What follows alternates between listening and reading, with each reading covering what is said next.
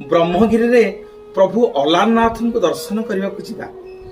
अलारनाथ को दर्शन कले जगन्नाथ महाप्रभु को दर्शन करिवार जो पुण्य मिले, अलारनाथ महाप्रभु ये 15 दिन रे से पुण्य फल देइथांती भक्त माननकु बोली ब्रह्मगिरी अलारनाथ क्षेत्र रे प्रबल भिड़ हुए भक्त माननकर।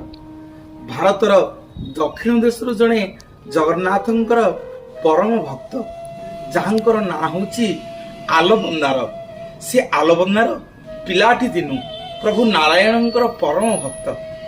यह काल परकाल नारायण को सर्वस्व भावी नहीं जीवन सारा दक्षिण भारत रे से जन्मग्रहण करी जेते विश्व रे तीर्थस्थान थिला सबु बुली बुली परिशेष रे आसिकरी पहुंचले श्रीक्षेत्र धाम रे ए अणसर समय रे। एवं से खबर पाइले जे अणसर समय रे जे स्वयं परम ब्रह्म जगतकर्ता जगन्नाथ महाप्रभु तांकु कड़े जर हेची। भक्त माधव दास को कथा देथिले बोली प्रभु जर रे पड़िछंती।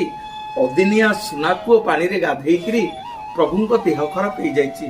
किंतु ए आलबंदाचार्य बुझी पारिलेनी भगवान को एते भल पाउथिले। कहले प्रभु जेने तेने प्रकार आपनक दर्शन करिवि, यदि प्रकृत रे आपण स्वयं नारायण हिथिबे मते दर्शन देबे, नहल नै ए आत्मा को विसर्जन करिवि, नहले प्रभु आपनकर ए समुद्र रे बुड़ी की मरिछि। मोर मां माने बापा माने भक्त आलबंदाचार्य जेते बेले जाई कि पहुंचिले समुद्र कूल रे झांस देई मरिबा पई, आपण माने गले बे देखिबे स्वर्गद्वार निकट रे जण हनुमान अछंती। तांको पुरी रे मसाणिया हनुमान बोली कहंती। ए मसाणिया हनुमान ए भक्त आलबंदाचार्यंकर पछे पछे पछे पछे गले। मु पचारिले कहले तमे जणे एरे बड़ भक्त भगवानंकर समुद्र को झांस दवा को जाउछ ना? हे हनुमान मु जगन्नाथंक दर्शन पाइलिनी, तेणु मृत्युवरण करी समुद्र जिते झांस देइछंदी आलबंदाचार्य हनुमान जी तांकर पथ को बदलई देले। गोटे झाऊ बण ब्रह्मगिरी अंचल, से झाऊ बण रे देखिला बेलकू स्वयं जगन्नाथ महाप्रभु आलबंदाचार्यंकर सम्मुख रे छिड़ा होइछंती।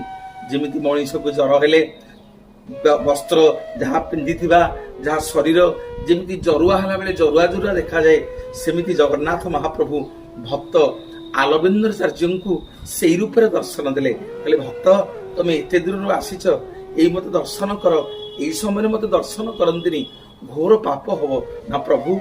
मु आपन को जगन्नाथ रूप में दर्शन करने को चाहूनी, मते से नारायण रूप में दर्शन दिंतु।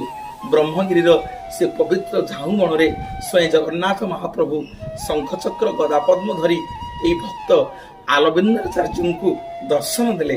वो सेठी जगन्नाथ